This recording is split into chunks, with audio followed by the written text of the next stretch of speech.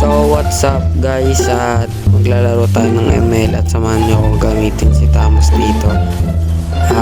Ayun nga, dito ay sa game na to, ang ginawa ko lang sa game na to ay nagpaka dark system, nag-troll lang sa lane ko. Kaya makikita nyo dyan, no? Sa lane ko lang sila lahat nagka-clash. Wala nang maginawa, puro sa lane ko. Pati nga pati yung MM doon na lumilipat. Dahil kaya kinat ko na lang.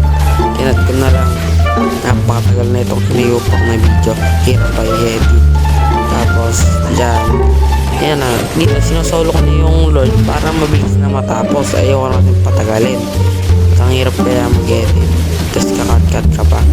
So dyan, nakikipag 1 versus 3 na ako. Paya pa lang tong hilta namin, kaya yan, ala rin pinalagyang so dyan mabilis matapos. At sana gusto nyo ang aking video at follow na. Thank you everyone, good day, have a good day, victory.